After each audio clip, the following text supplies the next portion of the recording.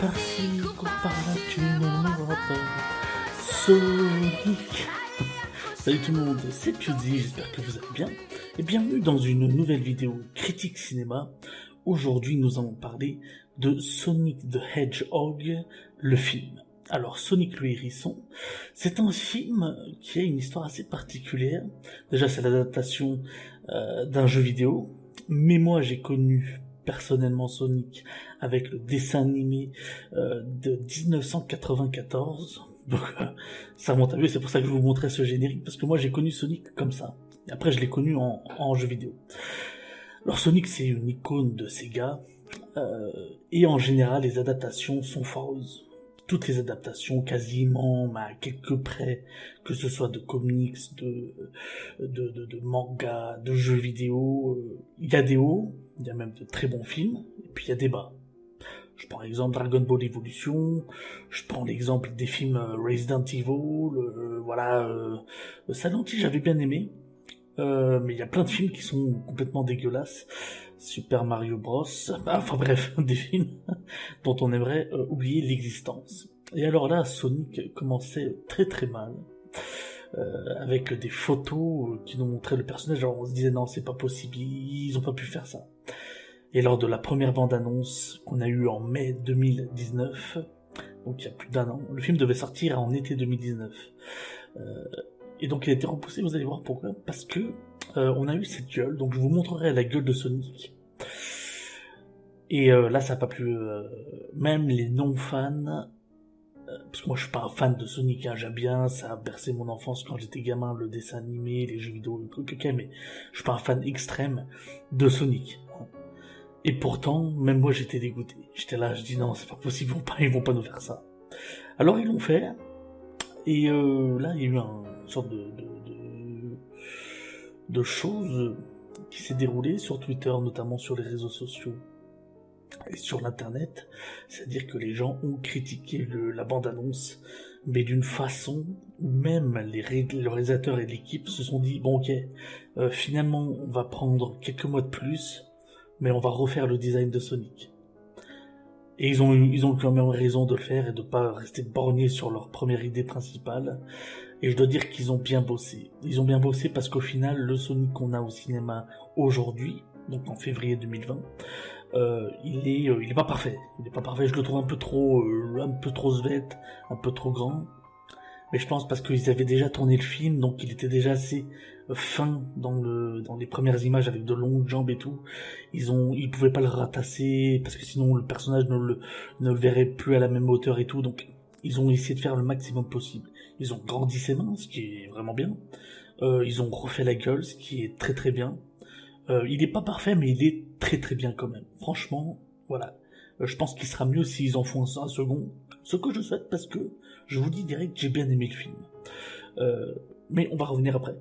Là, franchement, le design de Sonic, il est pas parfait. Voilà, j'aurais aimé qu'il soit un peu plus petit, mais je comprends que voilà, ils ont pas pu le faire. Donc, je dis, ok pour le second épisode, vous me le faites un petit peu plus petit et un petit peu plus en chair, et ça ira bien. Avec des plus grosses mains aussi. Parce qu'il a des grosses mains quand même, mais un petit peu plus gros, ce serait mieux. Second point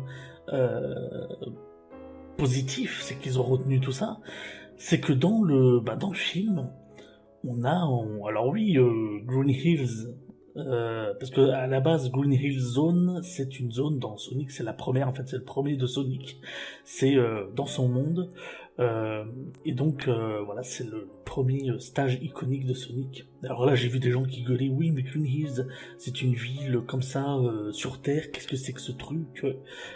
Il faut savoir que ce film c'est la genèse de Sonic, donc on est avant même Sonic, les Sonic que l'on connaît. Tout simplement, c'est le début. C'est-à-dire qu'on commence, Sonic est petit, il vit dans son monde, voilà, il a des super pouvoirs, hop, il court très très vite et tout. Il rend visite à celle qui le protège. Et là, il est attaqué par une bande de personnages qui lui ressemblent, mais qui ont des masques et tout, donc on sait pas trop qui c'est. Après, peut-être que les spécialistes de Sonic pourront me le dire, peut-être qu'ils connaissent mieux l'histoire que moi. Et donc là, il est attaqué. il se défend, enfin il s'échappe avec cette espèce de protectrice qui est une sorte d'oiseau, c'est une sorte de hibou, quoi, un truc, tu vois, un grand aigle, quoi, un grand hibou, quoi. Bon, bref. Une chouette, plutôt une chouette, ouais, une grosse chouette, qui s'envole pour éviter ces hommes avec des lances. Et puis il y en a un de ses ennemis qui tire à l'arc et qui blesse la chouette à l'épaule, qui tombe, qui donne à Sonic des rings, donc les fameuses pièces. Enfin, c'est pas les pièces comme Super Mario, ce sont des anneaux, voilà, des anneaux. Parce que c'est les pièces dans Super Mario, c'est les anneaux dans Sonic. Et donc elle dit, à travers ces anneaux, tu vas pouvoir t'évader de monde en monde. Ce qui fait, il est tout petit, hein, c'est bébé Sonic, et il arrive sur Terre. Donc là, l'anneau se ferme, fini, plus de monde. Elle lui dit, si tu es chassé à nouveau dans ce monde, tu reprends un anneau, tu changes de monde. Donc là, on est 10 ans plus tard. Sonic donc vit sa vie de jeune adulte. On est donc à Green Hills, donc je pense que c'est plutôt dans le Texas, enfin c'est un petit village dans une petite ville dans l'Amérique profonde. Et là donc tu as Sonic qui s'amuse avec celui qu'il appelle le Seigneur des Donuts. Alors le Seigneur des Donuts, c'est un shérif qui s'appelle shérif Wachowski, qui est donc un jeune shérif, et puis qui est qui s'ennuie fortement dans sa petite ville, et qui est en train d'attendre que des voitures à grande vitesse passent devant lui. Seulement, il n'y a qu'une petite tortue qui passe. Donc ça le fait chier, parce que bon, tous les jours c'est pareil, c'est la même rengaine. Et puis Sonic donc passe devant, ça fait 200 km/h, 300 km/h. Il se dit, qu'est-ce que c'est que ce truc? Et il va découvrir un pic de Sonic. Parce que Sonic, il perd pas des plumes, il perd des pics. Un petit pic. Bon, il le ramène chez lui. Et en fait, Sonic le connaît parce qu'il le suit de loin. Enfin, il se cache, Sonic, parce qu'il veut pas être vu. Et donc, il connaît sa femme, sans qu'eux le connaissent. Donc voilà, il aime bien cette personne, il regarde des films avec lui. Alors le mec, il se tape des films, il se tape Speed, il se tape The Naked Guns, voilà, que des classiques, avec sa femme et tout. Et ils ont pour projet de partir à San Francisco pour pouvoir changer de, voilà, lui qui monte en grade dans le domaine de la police, etc. Et là, un soir, Sonic, après une partie de baseball, se trouve seul. Donc il joue tout seul, il en a marre, donc il fait le tour du terrain à fond. Et là, il va déclencher la vitesse supersonique, et bim, ça provoque une onde de choc à travers tout l'est, je crois, des États-Unis, ou tout l'ouest. Je crois qu'il dit tout l'est, le nord-est des États-Unis. Et donc là, il n'y a plus de lumière, plus rien. Et c'est là que l'armée va faire appel au docteur Robotnik. Alors Robotnik, alias Eggman, est interprété merveilleusement bien par Monsieur Jim Carrey. Et là c'est quand même bravo. Là franchement, je tire mon chapeau parce que c'est le Jim Carrey que j'aime. Et en fait, le personnage de Jim Carrey et ses folies vont hyper bien avec le rôle du docteur Robotnik. C'est parfait. Donc on l'a, cette espèce de savant fou hyper intelligent qui supporte pas les humains et qui a qu'un but, c'est de prendre cette petite peluche, de la disséquer et d'essayer de comprendre comment elle fonctionne pour en récupérer les pouvoirs, pour les foutre dans ses machines, parce qu'il a fond dans ses machines. Donc à partir de là, il va partir à la chasse de Sonic. Sonic va se cacher chez le seigneur donc des donuts, qui est autre que le shérif. Le shérif va le découvrir dans une espèce de garage. Il va lui tirer dessus avec un pistolet tranquillisant, parce que sa femme, elle est vétérinaire, et qu'elle est souvent attaquée par des petits rongeurs, notamment, je crois que c'est des raccoons, donc je sais plus comment ça s'appelle en français, les raccoons, les ratons laveurs. Donc il tire sur Sonic, et Sonic donc est paralysé, il est comme ça, il est amorphe. Il lui dit cache-moi parce que j'ai ces personnes qui me veulent me tuer. Donc il le cache jusqu'au moment où donc Robotnik arrive chez lui, et il lui dit oui, vous n'êtes qu'un humain, je suis sûr que vous protégez Donc là, Sonic pour le défendre parce que Robotnik le menace le shérif avec une espèce de robot qui est prêt à lui tirer dessus. Donc Sonic arrive et Robotnik, la première fois qu'il voit ça, il a peur. Donc. Et puis le shérif lui met une patate, il lui met une droite. Robotnik tombe KO, il prend Sonic, il se bat. Et là, donc là, c'est une grande aventure qui vont les mener très très loin.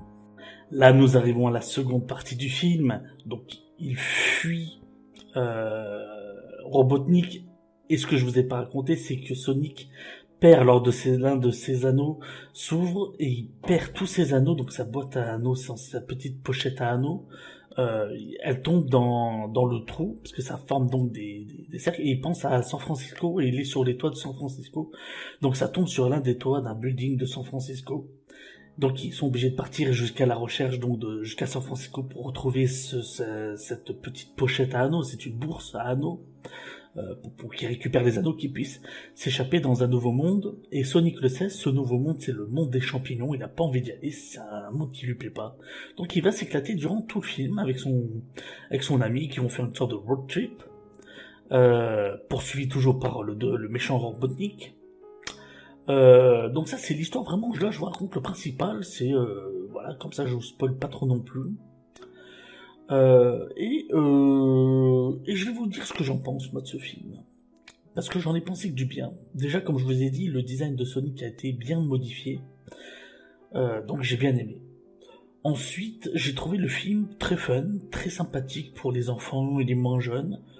Après, pour les fans hardcore du Sonic, je sais pas si ça leur plaira, mais je pense que pour la jeunesse, c'est un très bon film. Les musiques sont vraiment cool, on retrouve des thèmes en plus de Sonic, donc ça fait vraiment plaisir. Quand tu écoutes certaines musiques, tu dis ah putain ça c'est du Sonic, donc ça fait plaisir. Robotnik est parfait. Par contre, il n'y a pas de Knuckles, il n'y a pas de Tails, il n'y a pas d'autres personnages de l'univers de Sonic. Même au niveau des robots, c'est des robots. Voilà, le boss c'est Robotnik et ses robots, mais c'est des robots très humains quoi. Et alors on comprend à la fin, c'est pour ça que je vous dis que je vais pas trop vous spoiler, mais à la fin on a vraiment l'envie de se dire ah, et si nous faisions une suite, parce que la fin elle est vraiment bien.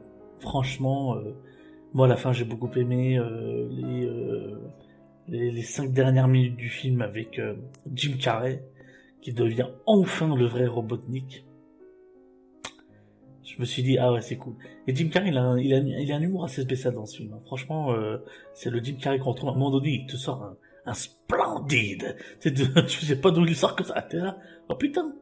Ah ouais d'accord. Ah, excellent. Tu vois à l'époque de The Mask pour ceux qui les ont vus ces films.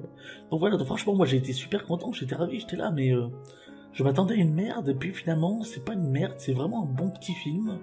Le seul reproche que j'avais au début, c'était la voix de Malik Bentala, qui doublait Sonic. Je me suis dit, non, je vais pas m'y faire. Et puis au bout d'une heure et demie de film, et ben je m'y suis fait. Voilà, donc j'ai critiqué la voix du film, en disant, putain, ça va être la merde et tout. J'aime pas la voix qu'a Malik Bentala et tout. Et puis finalement, finalement ça va. Finalement, au bout d'une heure, ça passe. Tu te dis, ah d'accord, ok. Bon, elle est pas exceptionnelle, hein. Ils auraient mieux fait de prendre d'ailleurs le vrai doubleur, d'ailleurs. Je sais pas si c'est un doubleur ou une doubleuse qui fait... C'est souvent comme ça, hein, tu sais, dans les dessins animés et tout, tu sais plus qui c'est qui double, si c'est une femme ou un homme. Mais je crois que c'est un doubleur, pour Sonic. Et donc, moi, j'étais là comme ça, je me suis dit, bon, pourquoi ils ont pas repris le doubleur, par exemple, des dessins animés ou quoi? Bon. Et ben non. On prend Malik Bentala parce que soi-disant ça fait vendre et tout. Moi je pense plus que ça va faire du tort au film que ça fait vendre. Parce que Malik Bentala n'est pas un comédien de doublage et ça se ressent. Comparé à celui qui fait la doublure de Jim Carrey depuis plus de 20 ans maintenant et qui est parfait dans ce rôle. Lui on sent que c'est un acteur, voilà, on sent qu'il fait les choses bien. Malik Bentala il n'y a pas d'émotion. Quand il double Sonic il double comme ça. Ah salut, comment ça va? Il n'y a pas d'émotion, Donc moi, ça m'a un petit peu déçu, mais je m'y suis fait au bout d'une heure et demie. Je me suis dit, bon, finalement, ouais, bon, pourquoi pas. Ça passe, voilà. Et puis bon, je peux pas le regarder en version canadienne parce que j'ai vu la bande-annonce en version canadienne. La voix de la voix de Sonic, elle est un petit peu mieux parce que l'acteur il met un peu plus de volonté. Mais alors la voix de Robotnik, la voix de Jim Carrey, c'est pas du tout celle que j'ai l'habitude en français. Et pour moi ça va pas. Voilà. Donc je préfère vraiment le comédien de doublage français qui, je sais plus qui il s'appelle, mais qui le double depuis maintenant énormément de temps et qui est juste parfait. Voilà, c'est une voix parfaite qui va avec un acteur qui joue son rôle parfaitement. Donc c'est génial. Donc voilà, franchement, je vais vous dire, si il n'y avait pas eu Jim Carrey et si ils n'avaient pas modifié le design du film, ça aurait été une très grosse bouse. Mais là, pas du tout. Franchement, Jim Carrey tient bien le rôle. Moi, j'ai rigolé plusieurs fois devant le film. Il y a certaines situations qui ont été pour moi drôles, donc ça fonctionne. Jim Carrey est bon, l'acteur qui joue avec Sonic est bon, Sonic est bon. Voilà, même si son remodelage n'a pas été parfait. D'ailleurs, on comprend pourquoi est-ce que moi j'avais vu des bandes annonces où je voyais pas ces chaussures rouges. Et même j'avais vu même certaines personnes critiquer le fait qu'il n'y a pas des chaussures rouges. Et dans le film, on comprend pourquoi il les a pas et pourquoi et comment il les obtient en fait. Voilà. Donc ça s'explique dans le film. Mais sinon non, parfait film. Voilà. Donc je vous le recommande. N'hésitez pas vous à me dire dans les commentaires ce que vous en avez pensé, si vous l'avez vu, si ce film vous plaît. Et puis moi je vous dis rendez-vous à la prochaine pour une prochaine critique cinéma. Et ben salut tout le monde. Allez, bye bye et j'ai pas eu à attendre.